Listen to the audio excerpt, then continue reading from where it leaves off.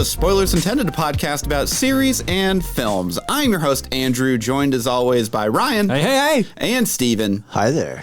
So this week is an unscripted episode. We're just going to be talking about some fun stuff. And free form, freewheeling. Yeah. So no reviews or anything like that. None of that stuff. None of that work stuff. Boring stuff. So the topic at hand, which was actually suggested to us by one of our patrons and Discord users, Andy. Thank you so much for suggesting. If you like what you hear and you want to go suggest other things that you want us to talk about, great ideas. You're like, we need to talk about this topic. Throw it in there. Come and join us on Discord. Yeah, we have an ideas and feedback channel that you can just send that stuff right through, and we'll even discuss it in there, kind of mold it around. So he initially suggested basically doing a top 10 droids because he's a big fan of Star Wars. And aren't we all? Oh yeah, I mean, I think we're all. No, pretty that big. was actually a real question. Are we though? I mean, to varying degrees. yeah, I think it depends.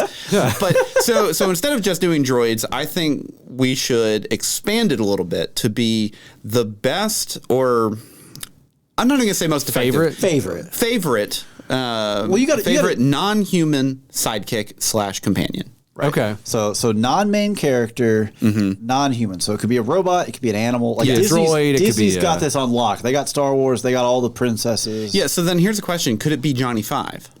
He's the main character. He's the main character. That's the thing. So he's not a sidekick. Yeah. It's got to be like Donkey. Yeah. That's from a Shrek. sidekick. Yes, that's a sidekick. Sebastian from The Little Mermaid. Yeah, you just kind of like take the whole list. Is Flounder? He's also a sidekick, right? Yeah. Well, I think Flounder's like a second tier. See, I think of the two, because he didn't go up on shore. Because he can't. He's a fish. He's a fish. It'd be wild if he did. That'd have been a better movie. that French chef would have lost his mind. He's just gasping the whole time. Ariel, I'm here. I help. Okay. So how do we just want to start when we go around? We'll just go round. We're not going to make a list or anything like that. We just want to talk favorites, and I want to hear justifications for justifications. Why are they a good sidekick? So I'll start with one. Okay, and I like, and this is like, she's not really even in the film that much, but that might disqualify it. 20,000 Leagues Under the Sea. Of course, Ismay, the seal. I actually don't remember the seal at all. I don't either. Explain. I know what you're talking about, but so it's just a seal that Captain Nemo has as a pet. But she kind of turns into a little bit of a sidekick for Ned Land when he is kind of incarcerated in the bottom of the ship. And she just follows him around. He feeds her little like fish and that kind of stuff, and she sings songs with him. Okay. Which in the movie she's just a trained seal, and she's just kind of like barking along with whenever he's like playing the music and stuff, which is really fun. I remember that now. And then obviously, like, because it's the pet, you can't let the pet die whenever the Nautilus sinks. So she kind of they have to save her as well. Now, granted, she doesn't affect the story at all. Like she's just there as just an extra little character that's kind of fun, very Disney-esque. I actually don't remember in the book if there is like an Ismay or analog or anything like that. I mean, it'd just be a Disney thing. But that's the thing. Yeah. I don't really know if that's like should be considered a companion, because she's really only in the movie for a little bit.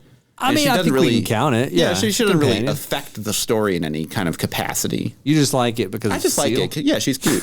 She's cute and fun. I like that. I think we're maybe not starting out with the strongest. No.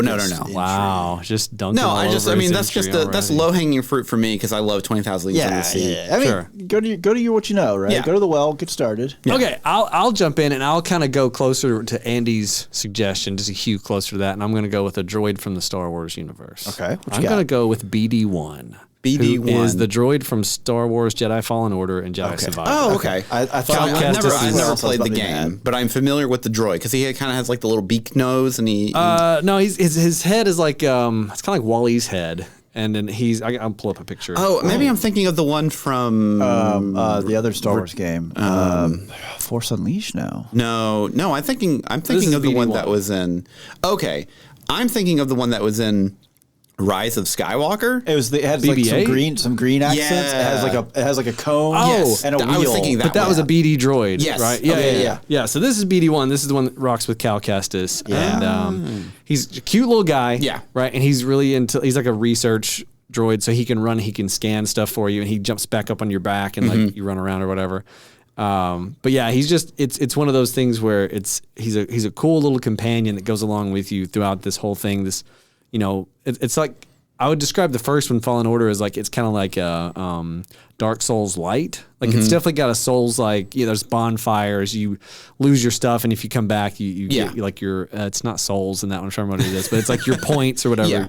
Your midichlorians. Your force points. Yeah, it should have been midichlorians, just a bag of midichlorians later. But it's also got kind of like the structure of like Metroid Prime, kind of like the 3D. Like you think you've got the level figured out, and then you get a power that lets you access a whole nother area. And you're like, oh my gosh, this whole area is like huge now. Like there's a whole second level within this. But so does he add like any functionality to like your character?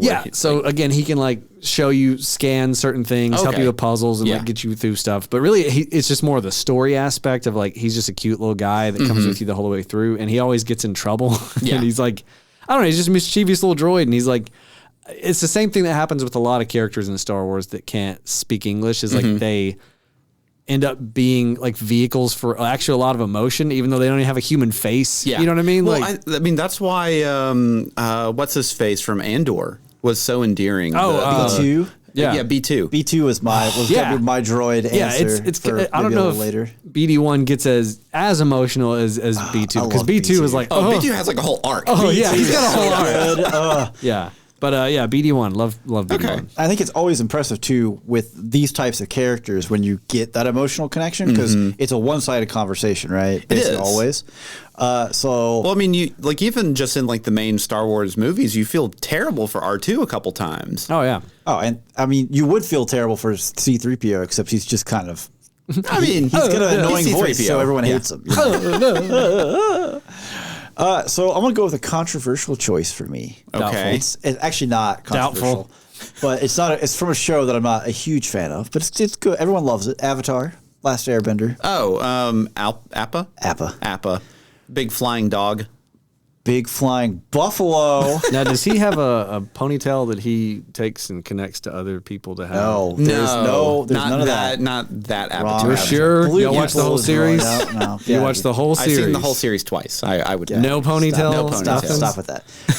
Mostly just for listeners at home. I'm doing a very crude gesture with my hand. I don't like that.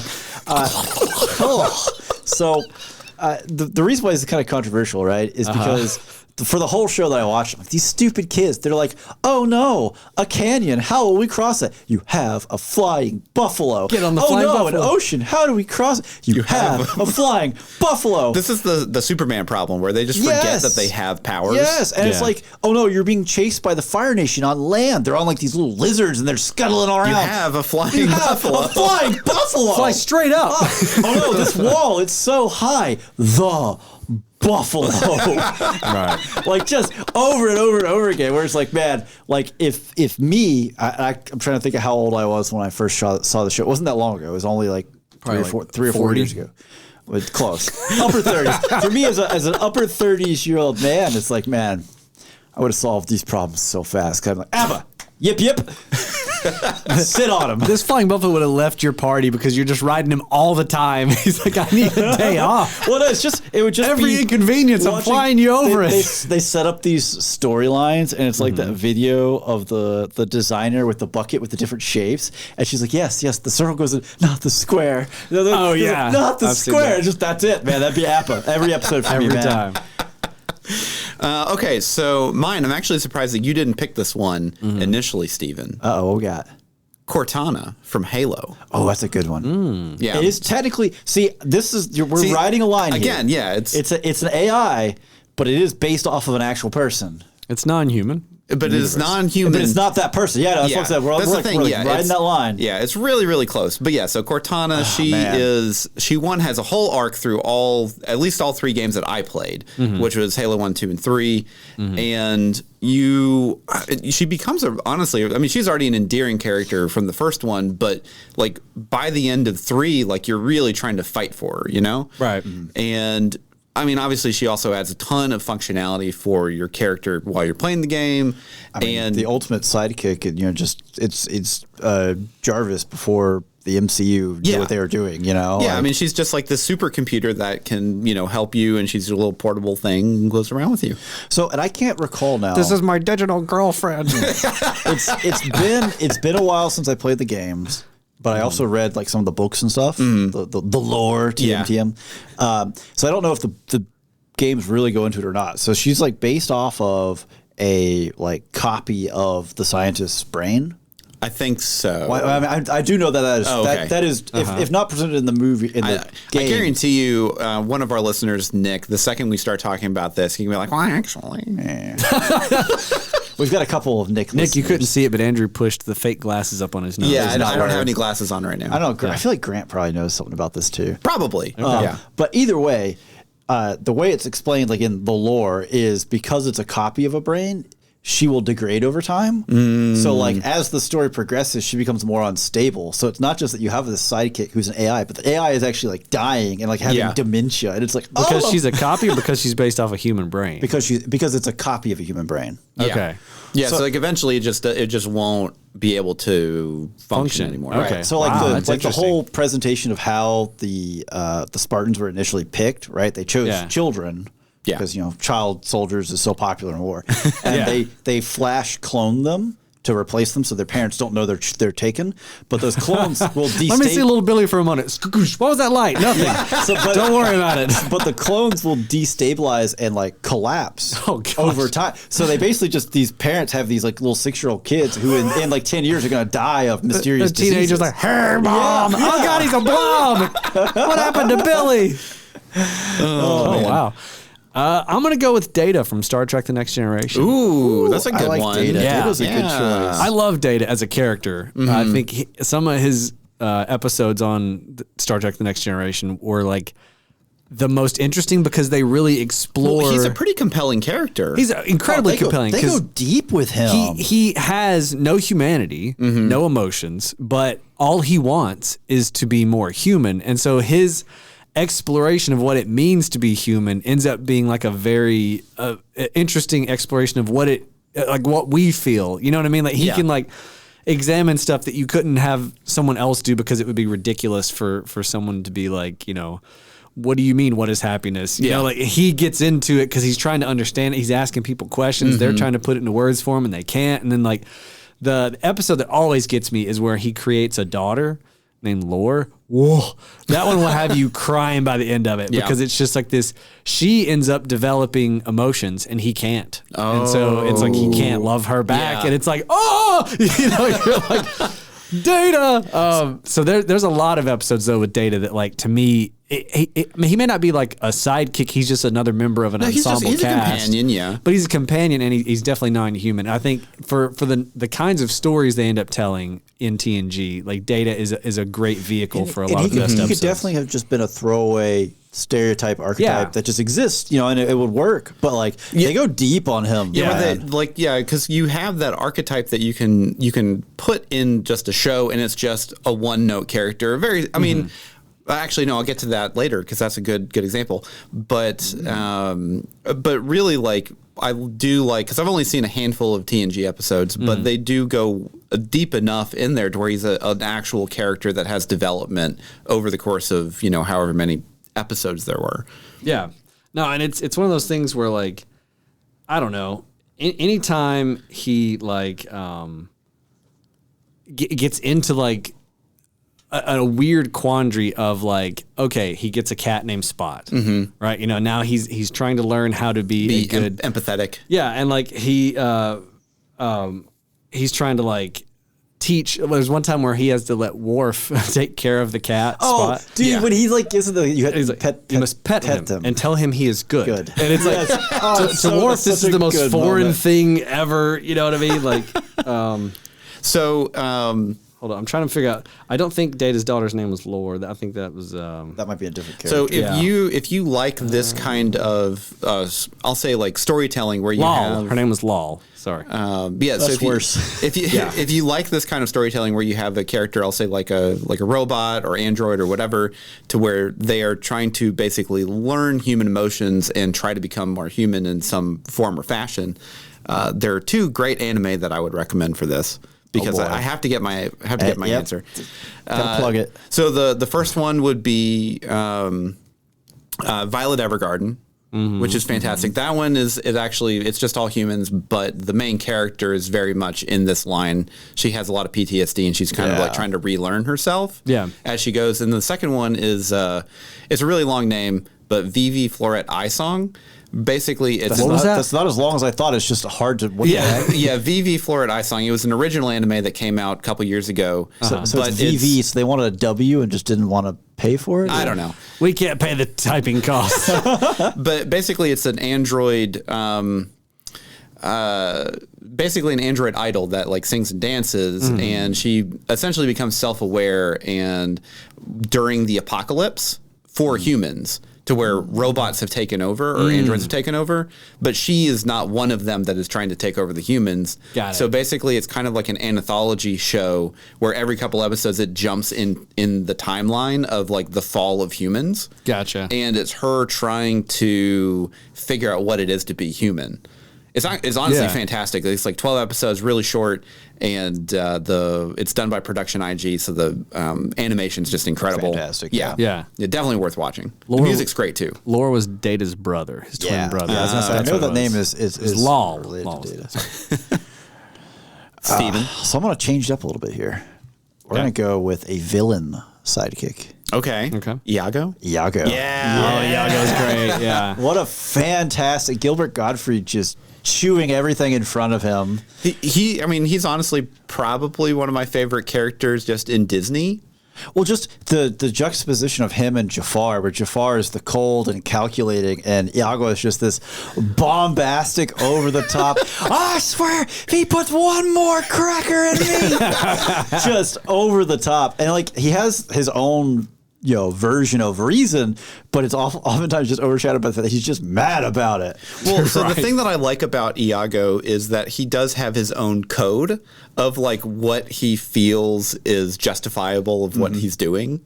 Yeah. Well, his introduction too, where you have Jafar in the desert with the assassin or whatever, murderer guy. Yeah. And he like walks away from them, and it's just like, okay, so he's got this like, weird bird. The bird's like, yeesh, where'd you get this bum from? And Whoa. Gilbert Gottfried's voice hits you immediately, and you're like, oh boy. But yeah, no, I think like I was trying to come up with, I wanted to put a bit of a spin on it with someone, not just the Disney princess with her plucky whatever. You have so many options.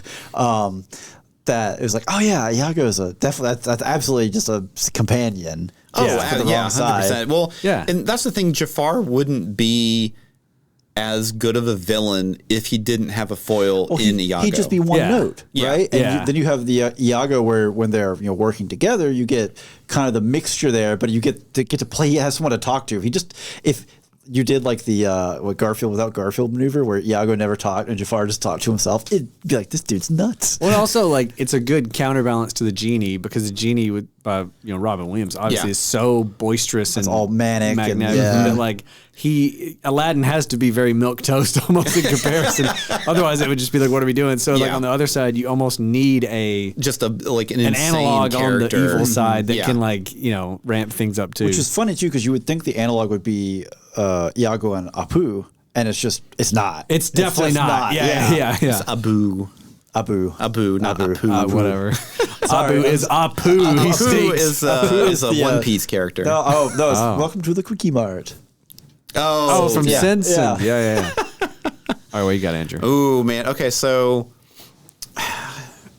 this is just low-hanging fruit because I had another one, but I couldn't figure it out fast enough because I got distracted by what you were talking about with Data. So this is just low-hanging fruit. Rogue One with K2SO. Oh yeah, I think it's a fantastic. Alan Tudyk just tearing it up. and the thing that I like about it too is his character doesn't necessarily have an arc, but the arc that the other, like that Jin experiences with him is an arc in itself. I mean, he kind of has it, like, because it's such a matter of fact, like, congratulations, you are being rescued. Do not resist, you know? I think we have a chance. The captain told me I had to say that. All the way down to the moment when he sacrifices to like close the door and everything. It's just like that scene whenever he's basically holding the line whenever they first start and he can just like start just destroying these stormtroopers every time they walk in. I'm like, oh, he's got this on lock. Easy, yeah. Right. But eventually he just gets overwhelmed because there's so many of them. Well, I think too, it was very refreshing because if I'm remembering correctly, it's the first droid that's really been sarcastic. Like outside of C-3PO. I mean, C-3PO's never sarcastic though. R2-D2 is He's kind of like sarcastic as all get out. You just can't understand. You just can't understand him. Yeah, like C-3PO is never like out and out like, okay, we're gonna, he's just British. I won't tell you the odds. He's like very just like foppish and like C-3PO like. So yeah, this was definitely the first one that had, I'll say, like true personality that came. Like at least in the movies. Well, it was very over the top personality. Because I mean, C-3PO is just a British butler to the max, and this is a different type of versus a B2 or an R2D2 where it's just beeps. Yeah, where the real narrative that we get out of it is just what our main characters are talking back to it with, just so you have an implied message of whatever they actually said. Well, I feel like it makes sense that he's a reprogrammed Imperial droid. Yeah. So this is not how he would normally be functioning. Yeah. So that makes even more sense of like he would be some kind of like off the shelf, like, okay, whatever you say, whatever boss. Yeah.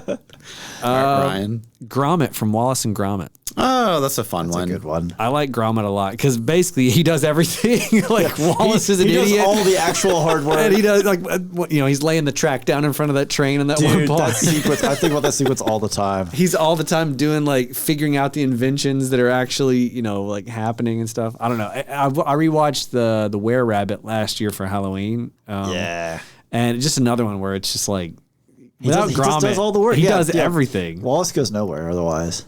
No, and it's just like anytime I watch those, Cheese. like I'm always impressed with the stop motion, but then also just with like the expressiveness that comes from dedication Gromit. To that is insane, man. Well, it's again Gromit's another example of like he doesn't talk, but he says so much with his face, his eyes, and with his face, expressions and like his gestures that like. I don't know. I just every time I watch that stuff, I'm like, man, I forget how good like this dynamic duo is because Wallace is so dumb. He's the he gets him into the hijinks, and then Gromit's got to figure it out, and he's the dog in this scenario, not the human, and that's played up a lot of times where people like will be telling Wallace something, and he's like, oh really? And you're like, tell the dog, like, what are you doing? Gromit's over there just shaking his head. Yeah. What about you, Stu? I think this one counts. He's kind of almost a main character, but he's not quite. Toothless.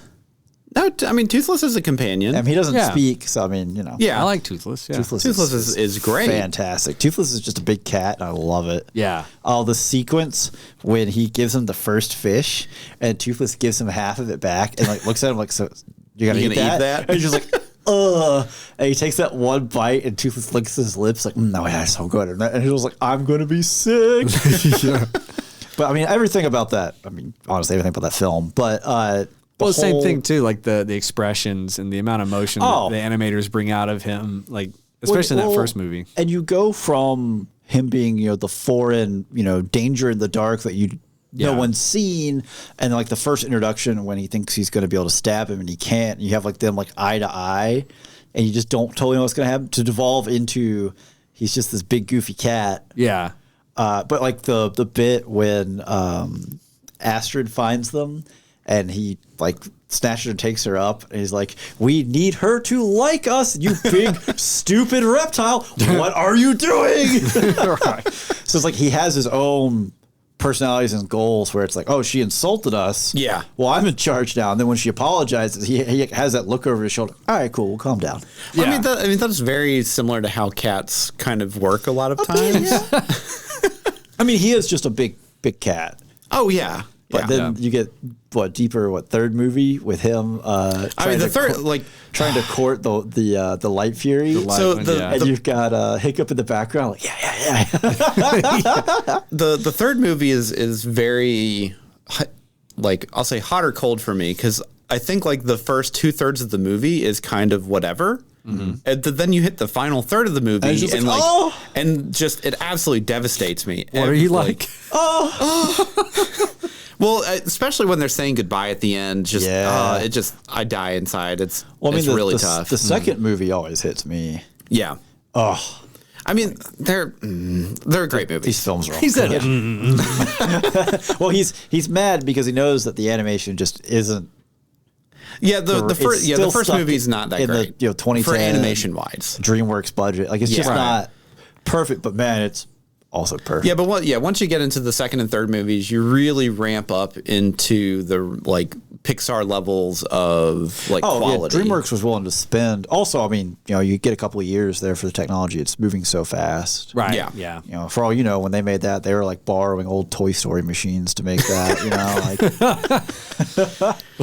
What kind of Mac is this?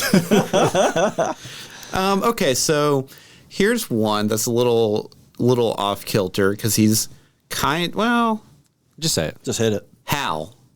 Ooh, he's a companion up until the twist at the end. Whoa. Yeah, he's a companion. Yeah, I thought so. Is he a real companion? I mean, he's actively helping. He's the assistant. Yeah. Technically he does help.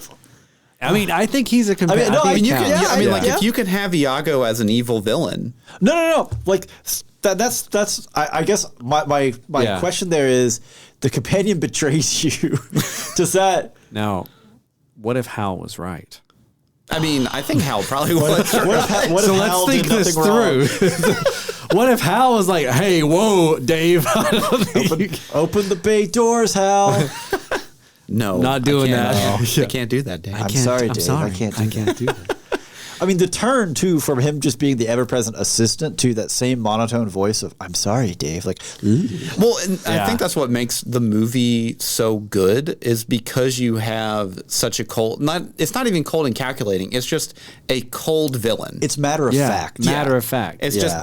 I'm sorry, I just can't do that. This is just how it is. Yeah. Yeah. It gives me a lot of vibes from how the Andy in Alien Romulus. Yeah. Yeah. Where whenever he gets the new chip put in him, he's cold and calculating. Yeah. It very much has that kind of vibe of I mean, I'll help you. But no. Well, I remember the first time I saw 2001, I was a kid, and I just remember when it got to that part of I'm sorry, Dave, I can't do that. And you'd be like, oh no. Oh dear. Oh dear. no. He controls everything. He controls. we should never trust machines. I'm just spiraling as a 9-year-old. All right, what you got? The T-800 from Terminator 2. I was about to say Terminator is a good segue into this. I think to play off of how the T-800, specifically Terminator 2, Arnold Schwarzenegger's character is because he's an evil, he's just a villain, a force of nature in the first one. In the first one, he's the Terminator. But this one he's a fantastic. He's a great counterpoint and a companion. And again, talking about Data, talking about anyone trying to find humanity. It's John Connor's trying to teach this. It's almost the reverse though. It's he's trying to teach the T-800, what to do, how to be human. And the T-800 the whole time was it's not. Okay, I'll pantomime this along with you, but I'm a Terminator dude. I'm Terminator guy. I'm here to protect you, and that's it. Yeah. But just that the whole movie is so great too because for me, right. As a kid whose parents let him watch all sorts of R-rated movies at an early age. They shouldn't have done that. Oh, it worked out great.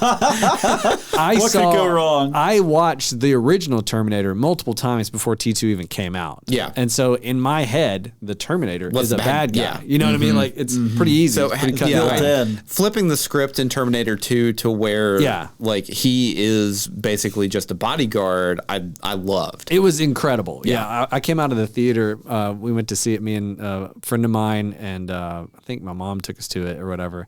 And just that, the action and the liquid Terminator, and then him being like the bodyguard was just like, oh, dun dun dun dun dun. I loved it. So and I think one of my favorite parts of that whole film is right at the beginning, because you still don't know if he's a bad guy or not. In the hallway, and he has the shotgun in the roses, rose bouquet box or whatever, and it's just like this right here, because you have like the slow mo of like the roses hitting the ground and him walking up, like stepping on it. You're like, oh, this is bad. Yeah, and then you're like, oh no, he's good.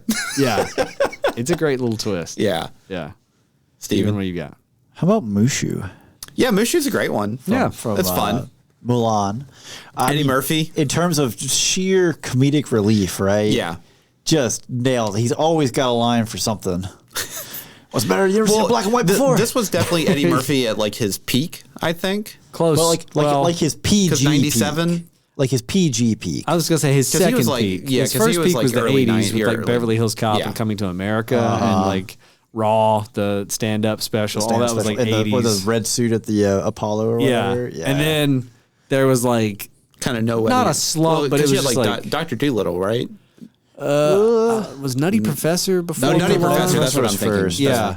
So it was like he didn't have a big slump in the 90s, but it was like a lot of actors who were super popular in the 80s. They had to make this transition into the 90s. comedy, like Arnold Schwarzenegger. I feel like well, more like Robin Williams even had like a period in the early 90s where it was like, okay, and then he started to do more drama, or even more dramas, and like the comedies like Mrs. Doubtfire hit, and it was kind of different. Well, so I feel like Robin Williams did the Genie.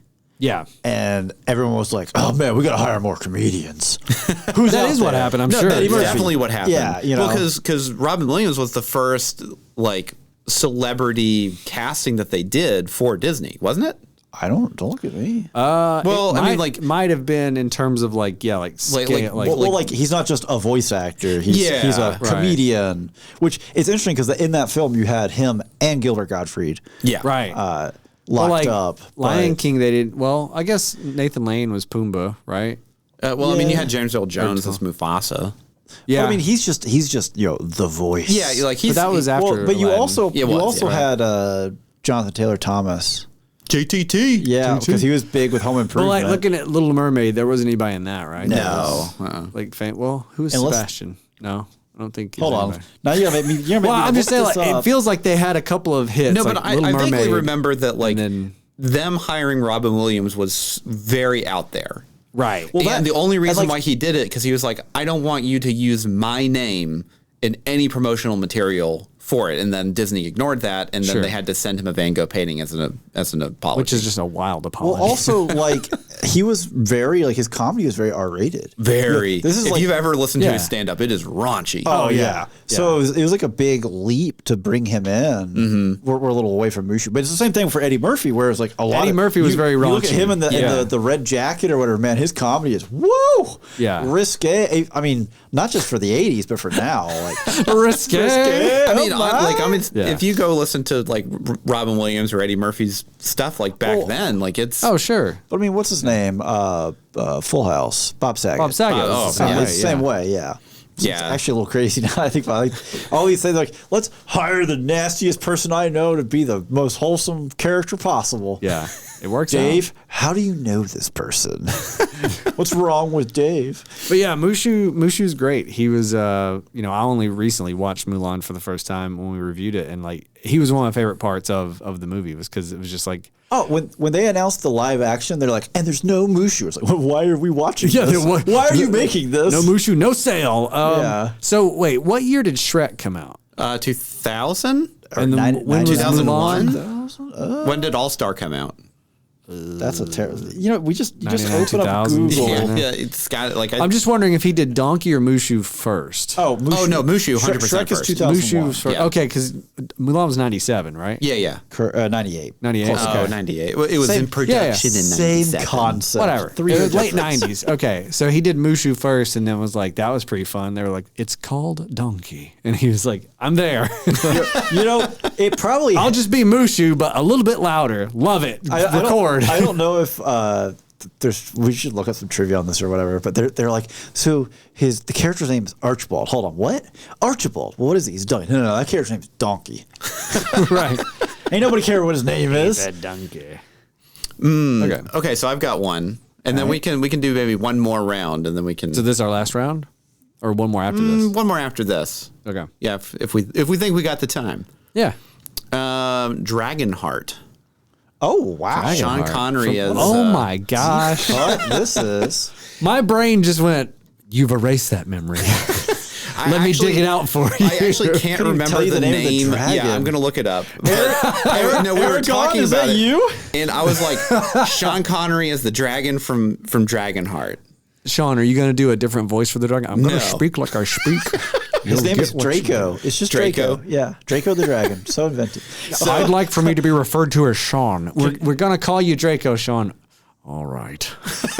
Can you do us a Russian accent? Only commies speak with a Russian accent. I'm not a commie. Only dragons speak with accents that aren't common. So I actually haven't seen this movie in decades. Sure. I don't think it's been streaming anywhere. I don't even think it's very good. No, it's not. Oh, come on now. Let's not be that harsh. Well, okay, I'd have to go back and watch it. I just remember seeing it when I was younger and being like, okay, this is a choice. This is fine. I mean, he did a good job. I feel like he did good, but I feel like the movie kind of stunk a little bit. But I'd have to go back and rewatch it. Like the effects for the time were actually pretty good. They were. Yeah. 96. Yeah, 96, yeah. I mean, like, it had, I think, a lot of, like, because Sean Connery was, I'm going to say, kind of in his, like, campy area here, because, like, he had just come off of doing The Avengers. Or was Avengers afterwards, like early 2000s? It might have been early 2000s. I think Avengers were early 2000s. Then he went and did League of Extraordinary Gentlemen, and that's, Right. you know. Woof. Career ended. Yeah, pretty It's much. so hard to search for Avengers like, now because of. I know. You pretty could just sure. do the Avengers 90s. The Avengers definitely just pulls up Infinity War in game. Yeah. MCU just taking over everything. They got all the SEOs. The Avengers is 98. Oh, okay. Okay, man, he made that in tandem with Entrapment. I mean, the guy was just getting work. He was That's just a doing whiplash. whatever. Shawnee needs a new pair of shoes. Yeah. All right, Ryan. Okay. I've got a few. What about Bender from Futurama? Yeah? Yeah. I think I love Bender. Bender's my great. I shiny think Bender's metal. great. I think he's great too because he's one of those characters where like it doesn't matter how many times that they write the joke where he's going to do something that betrays everyone. Or he doesn't He's looking out for number has one the whole way. no regard for human life or any of that stuff. But every time it happens, I still laugh out loud because it's like, Bender, do the thing. And he's like, no time, baby. And he's doing something else. Well, so the thing that I like about Bender is he has his own code. Right. And he follows it to the T. Yes. And sometimes, like as you get on in the show, sometimes the code will align with the group's like their goals or whatever. Yeah. And then other times, because you can see the joke coming from a mile away. Yeah. And it's still funny. Yeah. Because he's such a good personality that just makes it just absolutely bonkers sometimes. Yeah, and John DiMaggio does such a good job as the voice of Bender to like just make that like he's got that whatever they told him to. Okay, we want a alcoholic robot. That How about this? And he did Bender's voice. It's like There we go, done. That is No the character. notes. Yeah, no notes. Absolutely nailed it. Yeah. Bender. I love Bender because Yeah, Bender's good. I've been rewatching Futurama lately. I tried to watch the newest season on Hulu that just came out, and I was like, it's fine. It's just like it's one of those things, man, where like it's probably a completely different writer's room. You know what I mean? Like everyone that worked on the Futurama back in the day is gone. So it's like thinking back to the old Future, because like you had Futurama had what 2 seasons, and Fox canceled it, and it came back for more seasons later. No, I think it was like 6 seasons. I thought it only went a little ways before it got canceled. Because I've got the DVDs of the Fox run, and it's like 6 seasons, I want to say. Let's see, Futurama seasons. Look it up, but it was way more than 2. It's 5 seasons on Fox. 5, okay. Yeah. Okay. Either way, just because it feels like Futurama always needed a little bit of time to warm up, right? Because like people, when it first came out, they weren't like gaga about it. Mm-hmm. But once you get a little far away, and then they drop, like Luck of the Fryish on you or one of those episodes. Yeah, It's just yeah. like, Yeah. Just like that. You've made that noise a lot in this episode. You've never really watched Futurama, have you? No, I've seen like I'm pretty sure like I watched everything all the way up until what was available back in like 2010. Okay, I couldn't remember if that was if Yeah, you did I've seen it. because like Yeah, I've seen it Jurassic Park, like there's like 3 or 4 episodes, man. They drop them on you. It's just like, good Lord. The Fox seasons to me are just incredible television. There's some of the best joke writing that is out there. The Comedy Central seasons were like, okay, some of the main writers are still there. Some of the magic's here, but like the overall, they're trying to tell like an overall story, and they're trying to. They started to try to spoof too many pop culture things, kind of like Family Guy and stuff was. Yeah. Well, and it's like just do Poplars. That was hilarious. You know, like Poplars was anytime incredible. you do your own creation, Yeah. it's almost this like hilarious, thing. And then it was like the Comedy Central seasons were just too. They tried to make fun of the iPhone. Yeah. And it was like, okay, like it was fine. But then like in the Hulu seasons, it's not worse. It's like they make fun of streaming. Yeah. They make fun of, all this kind of stuff. And it's like, it's meta now. it's fine. It's just like there was just so many. The half the jokes from the original seasons, we're talking about the Fox ones, were like they weren't alluding to anything. Like when the chicken lawyer is representing Bender, and the shot is like Bender's behind bars and he's talking to the chicken lawyer, and he's like, "So what do you think? Like how long? I mean, what could happen?" And the chicken lawyer's like, "I'm gonna do everything I can." And it pans back and the chicken's in jail, and Bender's on the outside. He's like, "Well, good luck with your charge." And he walks out. You're like, it's those sight gags and that kind of stuff that like for me the original seasons like just killed me. Well, also just the playoff of not the current pop culture, but just established culture where it's like, oh, Christmas is coming up. And Fry's all excited. Like, why are you excited? He's like, what do you mean? He's like, Christmas is when the robot comes that murders everyone. Like, what do you mean? Yeah, what do you mean? It's the evil Santa. Yeah. And then all the stuff they do with the heads, of like actual people. Richard Nixon. Yeah. Anyways, what do you got, Steven? I'm going to reach way back Okay. to Sword in the Stone. Toto from Wizards of the Oz. No, he's a terrible companion. Sword in the Stone. The sword. Archimedes. Okay. The owl. Yeah. Oh, okay. Merlin's All right. owl. I had to think back. I know, I did too. Yeah. He's always grumpy. Yeah. And like when Merlin's like, God, like stir yourself, and he like reached into the little house with the stick, just poking him.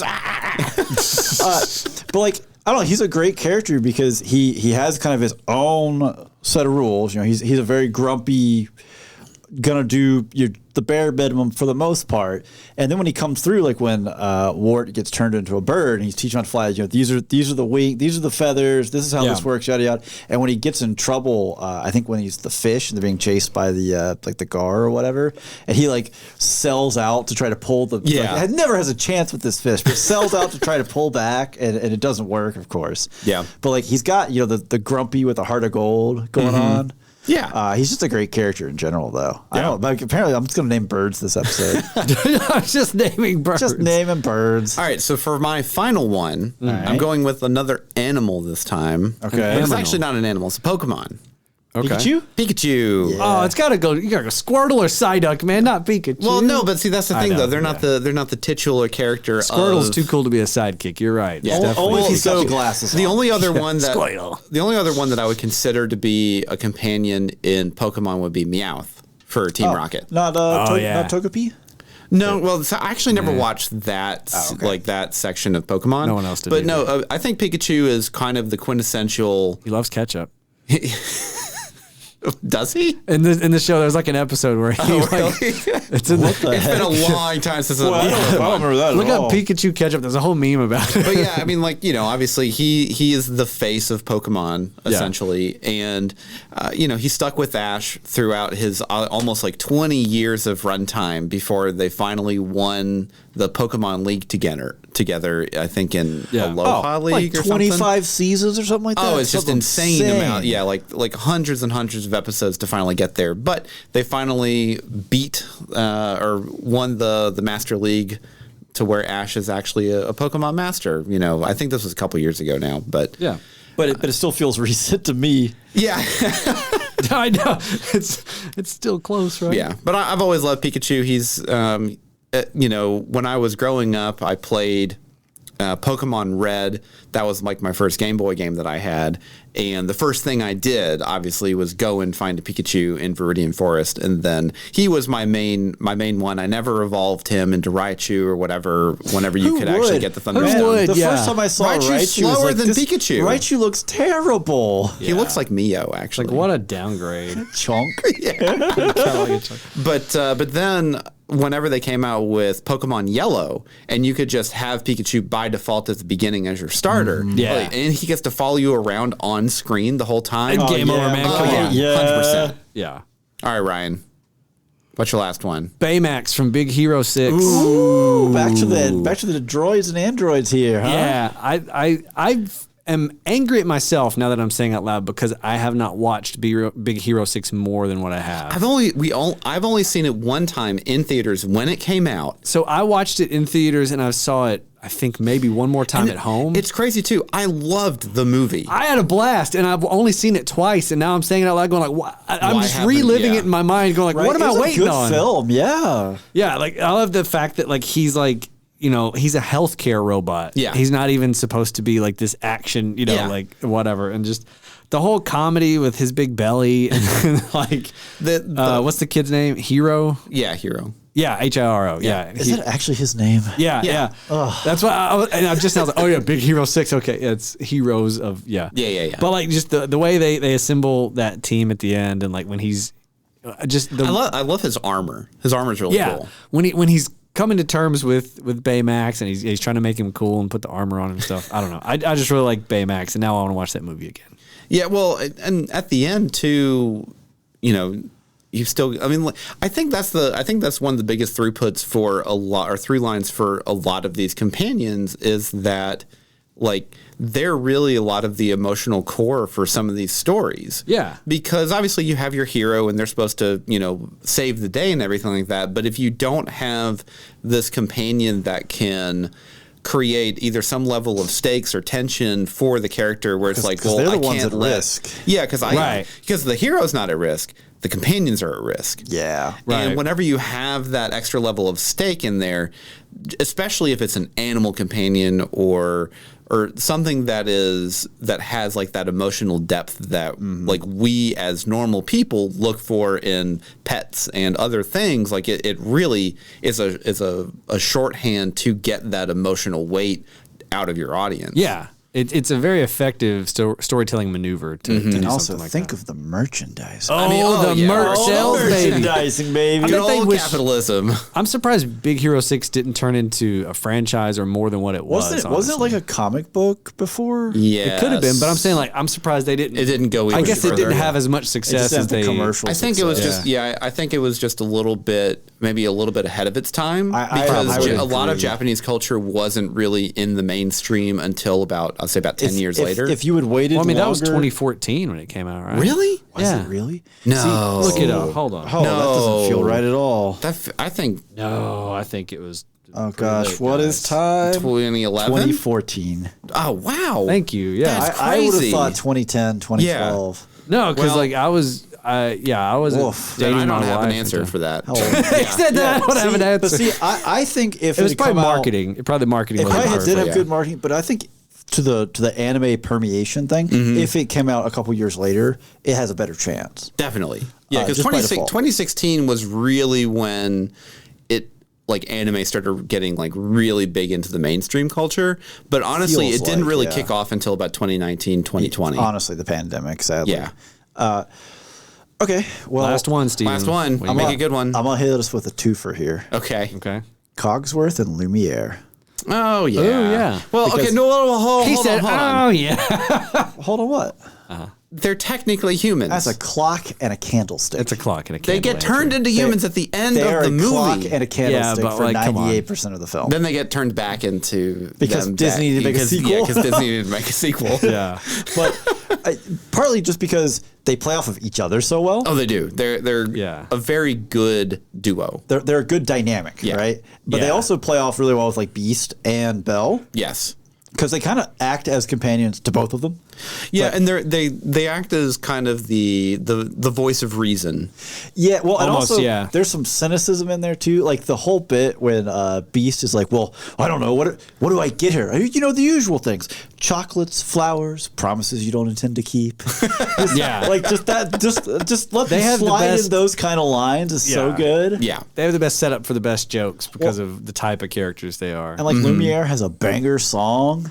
Yeah. Be He Our does. Guest. Yeah. Like, yeah, they're so good because again, you get the dynamic with the two of them, and then just be able to play back and forth with the other two main characters. Yeah. Well, and I'll say too, like even in the live action, they still had really good chemistry Yeah, with I mean, Ian they were- McGregor and Ian McKellen. They were a bit Yeah. of a horror show. It was nightmare fuel. The Yeah, way a they little animated bit, them. Cogsworth Yeah. was pretty nightmare fuel. Yeah. Actually, yeah, so was Lumiere. They're both were. Hated the designs. Loved the Yeah, performances. the actual performances were great. I just animate that. Don't do it. I know. It's like, stop. Yeesh. Why is his face in the metal part? It should be the wax of the candle. Oh man. Yeah, when I first was like, Cogsworth was nightmare fuel, and I thought about Lumiere, I was like, ugh. Yeah. I haven't thought about that in a while. Yeah. No one has. Ugh. Oh, all right. So we did the round robin. We talked about some of our Yeah. favorite companions throughout different media and TV shows. and Non-human such. companions. Andy, thank you so much for suggesting the initial idea. Sending us down this rabbit hole. I want to hear other people's ideas in the Discord. Yeah. Of who is their favorite psychic. Yeah, that Non-human. and if you obviously if you have any ideas that you want us to talk about and For just other kind of- unscripted episodes, yeah. some like, stuff for us to riff on or explore, or maybe something we've mentioned in a review but haven't like gone back on deeper on. Hollywood, you will learn the wrong lessons. What wrong lessons? I don't know. yeah. Yeah. But before we go, we always have to talk about our Patreon. Yes, for just $1 a month, you get access measly to dollar. all of our bonus content, which is some wild episodes. We talk to ChatGPT and get some love advice going on. We rank all sorts of things. We Oh have, man, I made the two of you try to figure out what the most haunted Yep. objects, Yeah. places were by putting them up against each other. Yeah, we had a little game show about that. That was wild. So yeah, a lot of good. It's not like our typical episodes. It's fun content. We have commentaries over there. We do Patreon picks polls where you get to pick what we're going to review. A lot of fun stuff. $1 a month, definitely worth the price of admission, in my opinion. And we Most love. direct way to support the show. Yes, we love all of our patrons. Thank you for your support. So this is the time of the episode where we are leaving you. You made that just sound This so turned into like sad. Mr. Rogers signing Seriously, off what at the the end of the heck? episode. Andrew just put a sweater on. He's like, "Well, friends." I guess that's it. Oh man. Okay. So until next time, obviously, please leave us a review. Yeah. Wherever you're listening now, toss us a like, share us with a friend. We greatly appreciate it. Yeah, Seriously, as always. you guys are the reason why we do this, and it definitely helps out. Yeah, for sure. Yep. So until next time, I'm Andrew, I'm Ryan. And I'm Steven. and every spoiler was intended.